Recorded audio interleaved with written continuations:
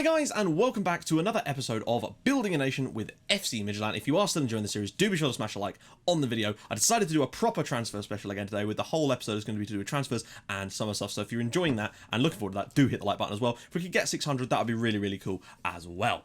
I was kind of on the fence about whether to do any face cam in this video at all, but I thought it would be wise to just do some bookends. So we got an intro and we have an outro, which will be with the face cam. Everything else in between should be nice and just concentrating on what's in between. Now, obviously, I've tried to show as much as I can of different things, but without going into too much detail in certain areas and other areas, just so we get a decent spread of everything to be shown, essentially. Because the fact is, no matter what I show or don't show, someone will find something to complain about, and that's fine, because that's how it is. And I think I've got to the point now where I'm just going to try and do what I want, because you can't please everybody all the time. And back in the day when I was running the channel before, I could usually, you know, make everybody happy kind of thing. But now it's got to the point, and it's both a blessing and a curse, where you're never going to make everybody happy, so let's just go and have some fun with this save. That's the whole point anyway, isn't it? Anyway, so cue the Desperate Housewives music, as someone called it, and let's get into some transfers for the summer window. So you might notice that this list has got a little bit shorter from when I showed it in the previous, in the analysis video. I decided to remove a couple of players from it. Players that we'd also already signed up, people like Michael Greenwood and whatnot, as well as some players I never thought had any hope of joining us. And I'm still probably going to remove a few more, potentially these Argentinian guys, because we just can't afford them right now. So I might go through and remove some of those guys as well as well as some of the guys towards the bottom whose star ratings just didn't really live up to it. It's always difficult to know who to add to the list. Like, you go into one country, you think, oh, that's good for that country, and then you realize, actually, wait a minute, that's not that good at all. So I've had to kind of rethink things quite a few times. Now, obviously, the scouts are still out doing the other assignments that I've set to them, and by that I mean they're literally just scouting through those youth intakes still, and that's going to take months to work through. But don't worry, that's fine, because we've got a couple of months now to sort ourselves out. We've got at least 2 or 3 months for hopefully the scouts to go through all those players. And what we're going to do in the meantime, though, is go after some of the ones that we've got 100% scouted. Now, once we've exhausted that and the scouts will come back with some more stuff for us, we can then start investigating the players that we have yet to go after scouting, and then start looking into some of those. So we might be onto that part by the end of the summer, who knows. But I'll also be showing you other stuff in there. Do not worry about that. I am, however, going to try and also go after Yosuke Ishikawa, because slightly lower value, and hopefully maybe they want a little bit less than that for him. Let's just see how much they want. Fuck me! That is ridiculous. £5 million. So that means we'd basically have to try and get him for about 2.5 million, I guess. That is it. That's a lot. Well done, Scout, whoever said we could get him for a maximum price of 1.5 million.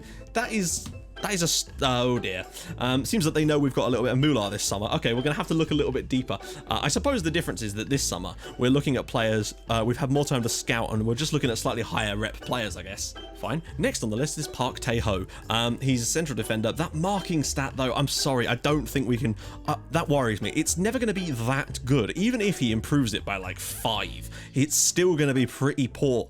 And I can't sign this player based on that, and I think he'd cost us a fair bit of money as well, and I just don't think it's a good idea. That marking stat is far too low. What do they want for him? I mean, 1.9 million. Good lord, Scouty man, what are you doing? Like, how much did my scout say? Maximum of 650. Yeah, okay then, mate.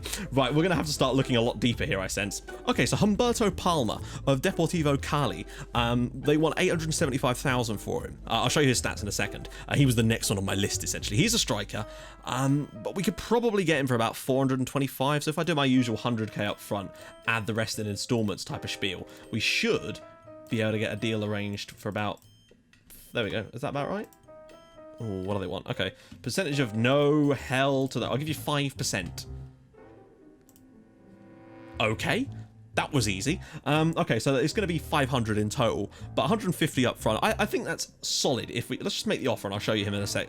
You know, he's a striker. He's got decent finishing, decent first touch. He's a poacher. I think he's not too bad. He's Colombian, 17 years old. Why the hell not? Let's bring one of these guys in. We do need to look for other positions, but we've got a few strikers now starting to come through. Okay, so next up is Juan Rodriguez. He's a 16-year-old Uruguayan right back. We're looking a lot of South America at the moment. I think that's just because of where we've got players scouted, unfortunately. You know, towards the end of the summer, we should be able to look more towards Europe, because that's where our scouts will have been for a little while. He has no interest in joining, but I reckon we can change that one if we make an offer right now. 35k up front. They want the same amount. I think we could probably negotiate that down to about 400,000, doing what I usually do. So I don't think we should have any problems doing that, to be honest. Okay, in the end, they wanted 325 in the installment, but it's still not too bad, and I think that's another solid piece of business, because they're only paying 140 up front. And remember, we've got 2.3 million this time, so it's not too bad. Okay, so we found a goalkeeper. I'm just looking down my list of 100% scouted players. I'm ignoring the Argentinian ones at the moment, because they all want about 9 million per player, and we just can't afford that right now. But Uruguay, again, 16 years old. He's a goalkeeper this time, and I feel like we could really do with getting one of these guys in. So Cesar Fernandez, let's see if we can get this guy in. Okay, so yeah, we've agreed 100k up front. I actually went for 60, but they've put in a bit more, but it's only going to be 115k and only 220 in total. I think, you know, he's a decent looking goalkeeper, so it would be worth us trying to bring him in. Next up is Kevin Dragavon, or Kevin Dragavon's granddad. I'm not entirely sure at the moment, but he's a central midfielder. He plays for the Seattle Sounders, and I worry that they're going to have a similar problem to what we did with the previous guy, but let's give this a crack anyway.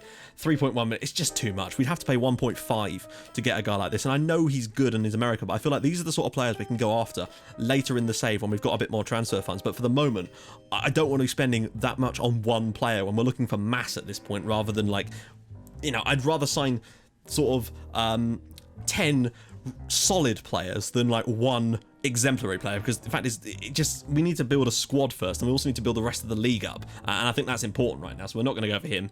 However, directly underneath him is Lassina Yao, who plays for Stade d'Abidjan over in the Ivory Coast. Now, he has a much lower value. Now, obviously, his scouting, it's not superb, but I feel like if we can make the right deal, so 190 they want in compensation, 200, right, we can get it for about 100 then.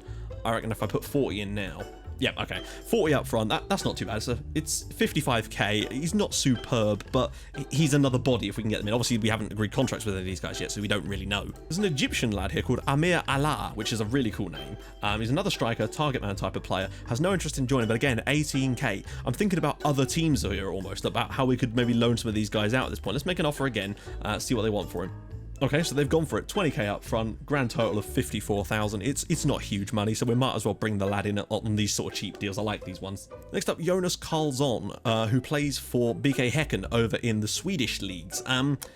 Again, it's not like one of those ones where I'm like hugely enthralled by him. He's not got superb finishing, but again, he is only 16 years old, and I just wonder if bringing a few guys in like this just to get some bodies in, but maybe it's worth just hanging out for a little bit, hanging off and having a look at a couple more, just to see if we can save some money, I think, maybe. See, I'm looking down the rest of my scouting list at the moment, and the problem I'm finding is that we're sort of already down to the bottom of the players I've got 100% scouted, and there's a lot of Argentinians in here, which again, I'm keeping them in there for now, but I might just remove them soon because they're getting silly with the, you know, our inability to actually sign these guys because of the money they want. But unfortunately, we're getting to the point now where the star ratings are dropping a little bit. Not that stars are everything, but they do mean something. Let's put it that way. I'm tempted to maybe go after this Mark Davidson guy as a right back, potentially. And there's also this Shin Kyun Min guy, who maybe looks a little bit better, if anything, from South Korea, but I bet you is way more expensive. Okay, so they actually accepted 100k plus 325, so it's another relatively solid deal. I think I'd rather have him than the Australian guy. He just looks to have a little bit more about him. So that's probably all I'm going to go after on this list for now. Let's sort out some contracts for these guys and see how much money we've kind of got left over, whether they either agree or disagree to the deal, and go after some more players, basically, and just wait for a few more scout reports to come in before we go mental, because we've still got a lot of players on this list that I do want to go after and scout, but I want to make sure that they're good enough for us before we do anything silly at this point. Okay, so the contracts have come through, and interestingly, this Palmer guy actually wants more money than we can offer, which is very interesting, which obviously means I suppose he's got, I don't know, let's just do that. What I might do is, firstly, remove this crap. Hell no, you're not having any wage rises of any sort. We're going to push the signing on fee up to like 20k. That generally does that, and we'll just move that up a little bit, see if that makes any difference. No, this guy is determined to... I love the fact, though, my favourite thing about this, though, is that when they turn down the deal or whatever, they make sure to keep the signing on fee in there. Let's try and grease his agent's wheels a little bit. Oh, this guy's really playing hardball. What do we want now? How about that? There we go. Okay, so we can get him on a decent wage. I feel like maybe he does have something about him. He was one of the favourites towards the top of the list according to my scout, so I do want to make sure that we bring him in, because let's face it, we could do with another striker anyway. So let's finalise that and get on to the others. Rodriguez has accepted the sort of bog standard deal that I can offer players, which is good, as has Cesar Fernandez, the young Uruguayan goalkeeper. So has Yao. I sense we're going to get a lot of this for the last couple. So Amir Allah played a little bit more hardball, but in the end, we've still managed to get him on a solid deal, I think. Shin Hyun Min has played hardball again a little bit more, wanted a tiny bit more money, but I feel like he's maybe a slightly better player. So people are asking me about work permits and stuff like that. I've not had a single player turn down for a work permit so far on this save. Provided you're paying them enough, it doesn't seem to have an issue. I've never ever had one had to go to appeal so far. So again, it depends on the country we're in, but in Denmark, it does seem to be very, very easy to get work permits for players outside of the EU. So I've decided to send out scouts to look at the 42 players that I've currently not got fully scouted, because I figured we might as well get them doing that whilst they're doing other things. I don't know how well that's going to work, but I feel like it has to be done, otherwise we won't be able to sign any of these guys at the moment. So the board have asked me to a meeting to request the idea of buying the stadium. I didn't know that we didn't own the stadium. better off investing money that costs them to pension. Oh, I don't know what to do here. I kind of feel like I should agree with them, otherwise I'll piss them off. But it depends on how much they want to buy it for. Should we just do this? We're delighted that you agree with our suggestion. We will get putting the plans into motion. This should be very interesting. I hope this isn't going to suddenly bankrupt us, because if so, me and you, Mr. Benham, are going to be having some words. The board have now decided to upgrade the youth facilities as well, without me even saying anything, and that's going to cost another 5 million. Guys, you are aware I need that money as well. I promise. So HP Kurga have been relegated. They actually lost against Viborg, despite their awful season. They lost 6-2 to them, so that means Viborg will play against one of the teams from the other division, and also that means that Brøndby are into the playoff to play against AGF for the final Europa League spot. I don't think this is a two-legged affair. It seems that AGF probably are going to be in Europe because they've smashed them 4-0 unfortunately for Brøndby. Okay, so Bayern Munich won the Champions League, which was rather cool, and we've been given £7.93 million as a result of just playing in the Champions League. Now, I am starting to worry about this whole youth scouting thing now, because basically we can't scout the players that are on my shortlist until such time as my scouts have finished giving me reports on the players that came through in March. Now, it's now June, and we're not even close to a third of the way through that now. And I think this sort of system could work, but not with the amount of leagues that I've got turned on, because unfortunately there's just too many players. And so we're going to see where it leads us, because unfortunately I've had them all scouted now, so the reports are going to keep coming through. But I feel like in future we might have to be a bit more picky about which leagues we scout and stuff like that, because it's just not feasible for me to be doing this. Not only that, but because I have to stop every single day to clear 36 notifications or whatever, it's taking ridiculous amounts of time to get through this. We're only in June now, and I've been at this for nearly 2 hours already, and I don't have time for that, basically. I don't think anyone would have time for that, so ain't nobody got time for that. So that might be something to look at next season, is being a bit more specific about who we're scouting and where, because this is getting silly now. So the playoffs for the relegation part have actually happened now, and Silkeborg are staying up after an extra time win against Lyngby. Unfortunately, Viborg are going to be leaving the league and are going to be replaced next year, so there are going to be a couple of sides coming up, but Silkeborg do maintain their spot in the top flight. Right, so we've actually signed up a couple of players. Thomas Biacolo, James Basie, and Pablo Ruiz have all joined us. There's a couple more coming in like a week's time, which is good as the squad starts to get a little bit bigger, but my goodness. The moment the transfer window opened, literally, it was just bid. Oh, I'm unhappy, I want to leave. Well, that's funny, because you weren't unhappy before. Oh, Arsenal are calling. Well, that's different then, isn't it? So this is going to be a very difficult summer, I sense, in terms of holding on to players. Players that don't even play for us yet are already subject to huge bids. Well, not huge bids, really derisory bids, to be honest. So it's going to be a very frustrating summer, I sense. Okay, so we've completed 2 more signings. Mika Finkru, of course, we signed last year, and Amir Allah have both joined us. The assistant doesn't reckon that they're great, but it's more bodies in at the moment, and that's what I kind of care about, because I don't think we're going to be able to do the scout all the youth thing next season. It's just taking far too long. We've only progressed a month in January in the transfer window so far, and it's just, I don't have time for this, unfortunately. Okay, so the European competition rankings have been announced, which is interesting, and we now have moved up to 16th on that one, up by 4 places, which is not bad, and we're starting to catch up with some of the clubs and countries above us, which is kind of cool. And also, club ranking, we've moved up to 108. That's 35 places up the league, so hopefully that'll help us as well. And we have risen up 5 places in the coefficients table, up to 16th place. Oh, hello, we actually have had a few changes. So, we've got an extra Europa League spot. Is that what that means? So we've got 1 in the 3rd qualifying round, 1 in the 2nd qualifying round, and 1 in the 1st qualifying round. So I think things have definitely improved slightly. Yeah, that does seem a little bit better. So hopefully we can continue this rise. Amazingly, we've been drawn against Zalgiris again in the 1st round of the Champions League, so there's that. Okay, so I just tried to try out the whole sort of player exchange thing. I went to Cernajusko and found like a really shitty youth player that's worth £160. It was the only one that wasn't on contracts the lowest value. Tried to exchange them for a player that's worth £120,000, and they're apparently disappointed with the offer made. So yeah, don't think that's going to work, is it? And see, now I'm left with this, where David is now unhappy that I didn't sell him to the Cypriot club when I rejected the offer to try and sell him to a Danish club, and this is the problem I've got with these sort of situations. You sometimes can't force these players to join clubs that you don't want them to, particularly when the other club won't accept a free player, because that makes sense, doesn't it?